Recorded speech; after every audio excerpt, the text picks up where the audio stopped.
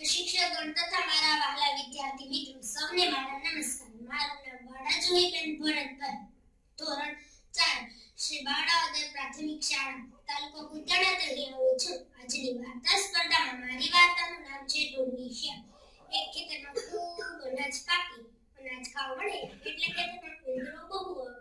પણ ઉંદરો ખાવા મળશે એનું એક શિયાળ આ ખેતરમાં આવે. શિયાળને ખેતર બાજુ આવતા જોઈને બધા ઉંદરો ડરવા ભરાય છે. શિયાળની રસ્તાની બાજુ જતું રહે. શિયાળને વિચાર આવ્યો, મારે કંઈક એવું કરવું પડશે જેને કારણે બધા ઉંદરો એની મેળે મારી પાસે આવે. એટલા માટે એને હાથમાં વાડા લીધી, કપાળમાં ટીલું ટાળ્યું અને ખેતરના એક કોણે આંખો બંધ કરીને બેસી ગઈ. આ રીતે તે તપ કરવાનો દેખાવ કરવા લાગ્યો. દૂરથી શિયાળને જોઈને ઉંદરો ઘરમાંથી બહાર જ ના નીકળે. આ ઉંદરોમાં એક ઘોડો ઉંદર પણ હતો. તે ઘરમાંથી બહાર નીકળ્યો, એને છુપાઈને જોયું. અરે, આ શિયાળ તો સાધુ જેવું લાગે છે. એને જરા બીતા બીતા લપાતા છુપાતા શિયાળની નજીક ગયો. શિયાળને ઉંદર આવવાની ખબર પડી એટલે જલ્દીથી આંખો બંધ કરીને ભગવાનનું નામ લેવા લાગ્યો અને માળા ફેરવવા લાગ્યો. શિયાળ ન હલે કે ન ચાલે. હવે પેલા ઘોડા ઉંદરને વધારે હિંમત આવી. એ શિયાળને વધારે નજીક ગયો અને તેને પૂછ્યું, ઓ શિયાળ ભાઈ, શું કરો છો? શિયાળે જવાબ આપ્યો, ભાઈ, હું તપ કરું છું.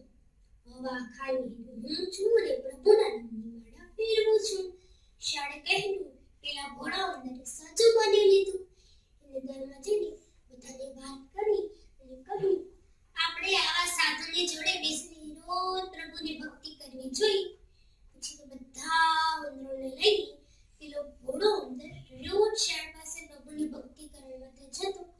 ભક્તિ કરીને બધા પાછા વળે ત્યારે છેલ્લે એક બે ઉંદરને શિયાળ મારીને ખાઈ જતો. શિયાળ ઉંદરોને એવી રીતે પકડતો ઉંદર ચૂંકે જાણ ના કરી શક્યો.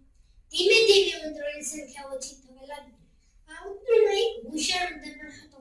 તે તરત જ સમજી ગયો કે આ શિયાળ સાધુ બનવાનો ઢોંગ કરીને બધા ઉંદરોને મારીને ખાય છે. એક દિવસ બધા પ્રભુની ભક્તિ કરીને પાછા વળ્યા ત્યારે આ હોશિયાર ઉંદર સૌથી છેલ્લે રહ્યો. શું કરે છે તે ધ્યાનથી જોવા લાગ્યું. શિયાળ તો રોજને જેમ છેલ્લા એક બે ઉંદર ઉપર તડાક મારવા તૈયાર થયો. જેવી આ હોશિયાર ઉંદરને ખબર પડી એટલે જલ્દીથી કૂદકો માર્યો અને શિયાળની